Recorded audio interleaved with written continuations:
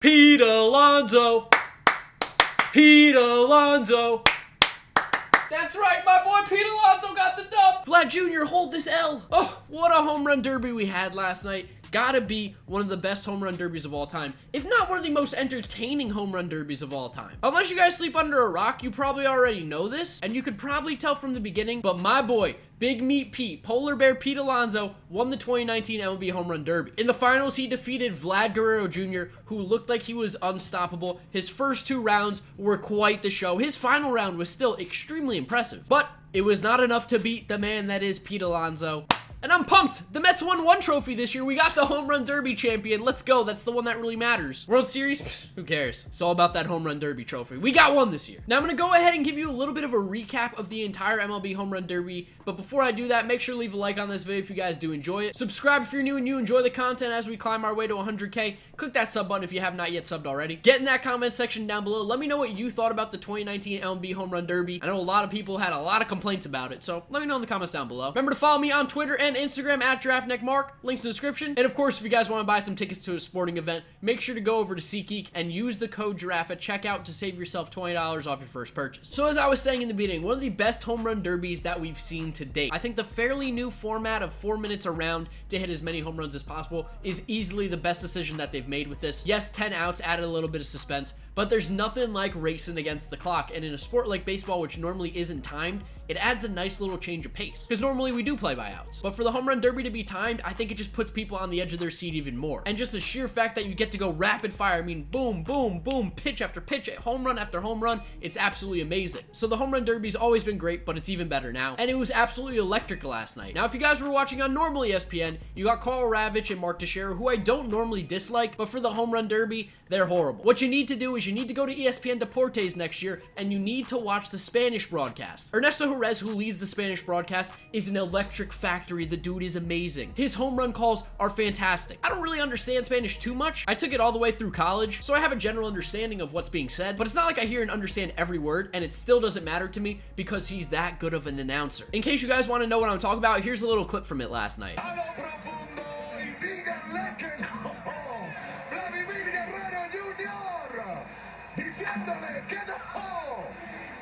Otro más, Ernesto. Panorámico, uno tras otro. A lo profundo. No.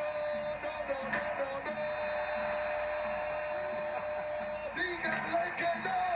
A lo profundo, la, la, la, la, la. I mean, that is gotta be one of the best home run calls ever. It doesn't matter what language you speak. That gets people hyped. That gets you on the edge of your seat. That gets chills. I don't necessarily know if chills, but that gets you in. It makes you want to get going. So me and my dad watched the home run derby last night in Spanish, yes. And it was fantastic. It was easily the best decision of the night. Because watching Vlad Jr. hit the home runs, as you saw in that clip, you got him going crazy. I mean, he definitely showed a little bit of favoritism to the Spanish players over guys like Matt Chapman, Pete Alonso, Josh Bell. But it didn't matter. He was an electric factory regardless. So let's start going through the matchups here and give you a little recap of what happened. Matt Chapman filled in for Christian Yelich in the 1 seed, which I thought they maybe should have reseeded, but it didn't really matter. But Chapman was going up against Vlad Jr., and Vlad Jr. absolutely dominated. Now, it didn't help that Matt Chapman's dad was kind of painting the black on some of these pitches. I mean, he was hitting his spots. But Vlad Jr.'s number of 29 last night was going to be pretty tough to beat, especially in the first round, and especially for a guy like Matt Chapman. Great power, but not meant for the home run derby, where Vlad Jr. was built for the home run derby. Oh my goodness, he put on a show in the first round with that 29,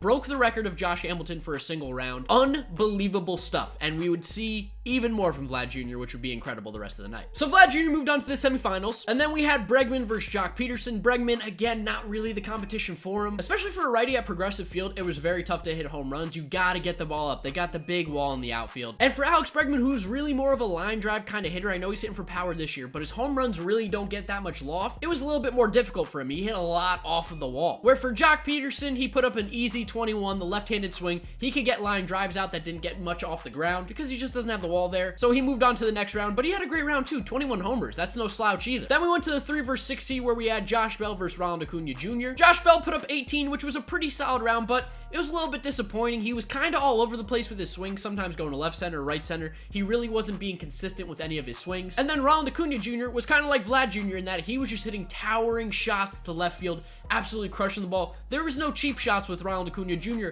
And one thing in particular that he did that I thought was amazing was he started going to right field. As he started to get more and more tired, he started to go to right field more, which I thought was a really smart plan. To get the balls out in right field, he didn't have to hit it as far, he didn't have to hit it as high, didn't have to hit it as hard. So he could essentially cool down or take a few easy swings and get them out in right field. And that's what helped him in that round. It was a really smart play by him, and I'm surprised more people didn't do it. Going to right field, you could be lazy. It was an easy way to get a couple home runs for these guys. So Acuna moved on. And then it was my boy, Pete Alonso, going up against the hometown hero Carlos Santana, who only put up 13 in his first round. He's not a home run hitter. He's a good baseball player, but he's just not that kind of guy. He's not meant for this competition. They put a Cleveland guy in because, of course, it was in Cleveland. Whereas Pete Alonso only had to hit 14. He easily did that, although he started off a little bit rough. I believe it was his cousin on the mound who was not necessarily giving him the best pitches to hit, but eventually they figured it out. He got 14. There was no sweat there. Pete Alonso did it pretty easily, and he moved on to the semifinals. We move on to the semifinals now, and I'm going to talk about the Alonso-Acuna matchup first because the next one after that, Vlad Jr. and Joc Pederson, ooh, that's quite the story. So Acuna stepped up first, put up a very solid 19, but you could see towards the end of his round, he was absolutely gassed. I mean, these guys are swinging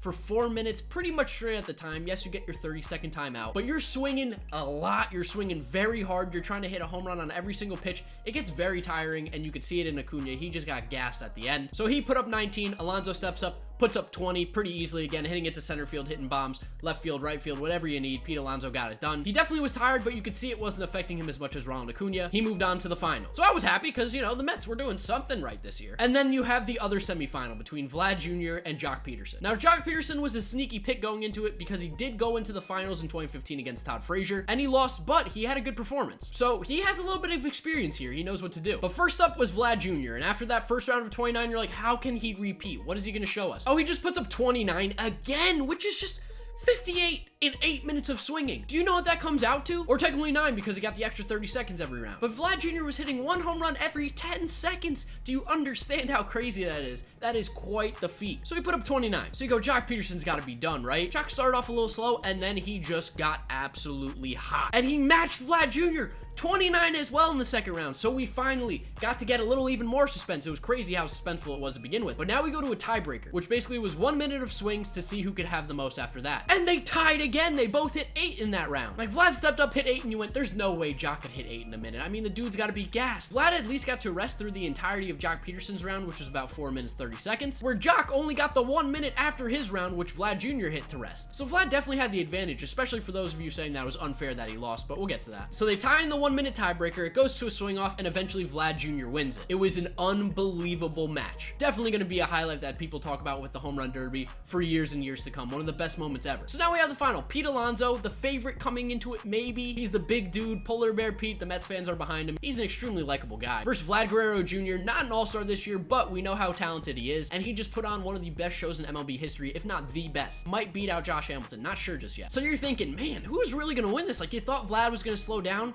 but he didn't. But maybe this extra time, this extra swing is going to hurt him. Well, it didn't really hurt him. I mean, he still put up 22 home runs in the final round, which is just unbelievable. That's still extremely impressive to put up 22 in the final round. But then Pete Alonso steps up and he puts up 23, nice and easy with time to spare. Pete Alonso is the MLB Home Run Derby champion. He gets the celebration. He's pumped. I was pumped. Jeff McNeil was pumped. DeGrom was pumped. The crowd was loving it. It was one of the best home run derbies in MLB history. Now, to address a few things that people were getting upset about. First, I saw people getting upset about the rule again where the ball has to land. There was an umpire standing behind home plate that was telling the guys when they could throw it and when they couldn't. He was holding up pause, and then you're saying go. If there's anyone to get angry at, it's the umpire, not the players. And also, none of the players were complaining. Clearly, this wasn't a big deal. Why are you complaining on Twitter? Which also leads into my second thing, which is people complaining about Vlad Jr. not winning it when he hit more home runs than Pete Alonso. One, he was probably always going to hit more home runs than Pete Alonso to begin with. Vlad Jr. was always the lower seed, which means that he was always going to go first. So regardless of how many the person that he was going up against hit, Vlad was always going to have more to win, and he was always going to hit the most possible, where the higher seed only had to get one more than the person they were facing. So yes, Pete Alonso only hit 14 in the first round, and he only hit 20 in the second round, but he he hypothetically could have hit more. It's just he didn't need to. He had to get one more than the guy he was facing because he was the higher seed. While Vlad did hit more home runs, and yes, it would have been great if he did win, he didn't hit more home runs when it counted, and that was the finals. People are saying the bracket style is unfair, go to change it up, do something different. Are we gonna start talking about this with the playoffs? Are we gonna say, well, the Dodgers scored more runs than the Astros, they should really win. It doesn't matter who wins the games, it's about who has more and who has less at the end of the day. Well, then why play the games? The Mets had the lead in the 2015 World Series for more innings than the Royals, but they didn't win it. Do you see me being upset and saying it's not fair? No, because that's baseball. That's how it goes. It's competition. It's all about the results at the end of the day. It's about who does the best at the end, not who does the best at the beginning, not who does the best in the middle, who does the best at the end. And at the end of the day, Pete Alonso won it. Vlad Jr. didn't complain, didn't have any gripes whatsoever. He said congratulations to him. He deserved it. He won it. So I don't understand why people are complaining. It makes no sense to me. The players themselves aren't upset. Why are you upset? But off that topic, regardless, it was one of the best home run derbies I've ever watched. It's up there with the 1999 home run derby, which I didn't watch live, but I've watched highlights of at Fenway Park, and that was absolutely amazing. You have the David Wright and Ryan Howard one back in the day. You have the Josh Hamilton one. You've had the ones in recent history, but this one is definitely up towards the top, if not number one. I'd love to know what you guys think about the MLB home run derby in 2019 down in the comment section below. Did you predict the winner correctly? Were you upset that Alonso won? Were you upset that Vlad lost? Let me know in the comments. Remember to leave a like on this video if you did enjoy it. That's the best way to support the channel. Subscribe if you're new and you enjoy the content. If you love baseball, this is the place to be. Make sure to hit that sub button. Remember to follow me on Twitter and Instagram at GiraffeNeckMarc. Links in the description. And that's going to wrap up today's video. Thank you guys so much for watching. YouTube recommends you watch this video right here. And this is my most recent upload, so click through those if you have not yet seen them. If you guys made it this far, I want you to comment hashtag power rankings in the comments below, because tomorrow we're getting some power rankings for the MLB teams. They're finally coming. See you guys tomorrow. Bye.